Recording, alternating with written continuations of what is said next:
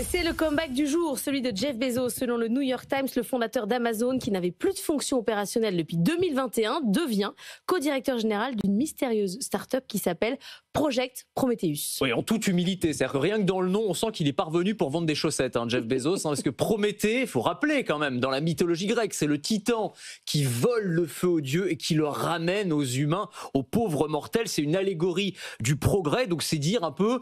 Avec notre intelligence artificielle, on va apporter l'équivalent du feu aux êtres humains, ce qui est quand même pas rien. Alors de fait, l'idée c'est pas de lancer une énième IA générative, un modèle de langage, ça on connaît par cœur. Non, ce que veut faire cette start-up, c'est appliquer l'intelligence artificielle au monde physique, se concentrer sur le développement d'IA qui vont révolutionner l'ingénierie dans des domaines comme l'aérospatial, comme l'informatique, comme l'automobile. On n'en sait pas beaucoup plus pour l'instant, c'est très secret, très mystérieux. C'est tout. Voilà, on va tout révolutionner. C'est exactement ça. Alors, on peut, en extrapolant un peu, imaginer que cette IA, elle va par exemple concevoir des pièces de précision pour les fusées en utilisant l'intelligence artificielle, ce qui serait intéressant, comme il y a aussi le projet Blue Origin de Jeff Bezos, donc on voit bien qu'il pourrait y avoir des ponts entre les deux, optimiser la conception de nouvelles voitures, trouver des nouveaux types de matériaux aussi. Bref, on passe d'une IA qui parle, qui répond aux questions qu'on lui pose, à une IA qui fabrique, qui accélère les découvertes scientifiques et technologiques.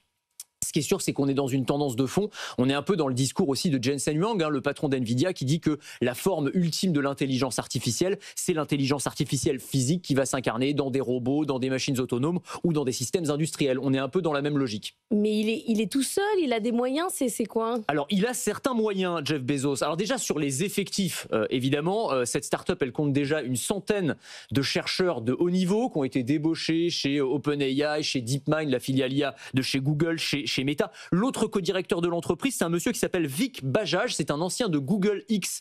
Google X, c'est le laboratoire un peu fou de Google pour imaginer les projets du futur. C'est eux qui ont inventé par exemple Waymo, vous savez, les voitures autonomes au tout début, qui sont maintenant, j'allais dire démocratisées, en tout cas qu'on trouve dans les villes, qui roulent, voilà, dans les villes américaines. Donc il était dans ces projets-là. C'est lui qui était à l'origine de Verily. Verily, c'est la start-up chez Google, la filiale de Google qui s'occupe de la santé du futur. Donc c'est quelqu'un qui est quand même qui a un grand nom, on va dire, dans la Silicon Valley. Et puis d'un point de vue financier, alors là, les moyens, c'est assez considérable puisque cette start-up a levé 6,2 milliards de dollars, ce qui en fait l'une des start-up en fait les mieux financées au monde, avec des fonds de Jeff Bezos lui-même. Bon, il a un peu les moyens aussi. Bon, s'il s'autofinance, mais quand même, ça veut dire que vous pouvez lancer une boîte en disant juste que vous allez révolutionner quelque chose. Oui, c'est ça. C'est-à-dire que ça pose à nouveau la question de est-ce qu'on est dans une bulle, est-ce qu'on est en train d'alimenter une bulle. On est quand même sur une levée de fonds complètement folle, sur un projet dont on ne sait quasiment rien, qui n'a pas de produit, qui n'a pas de client, qui n'a pas de roadmap.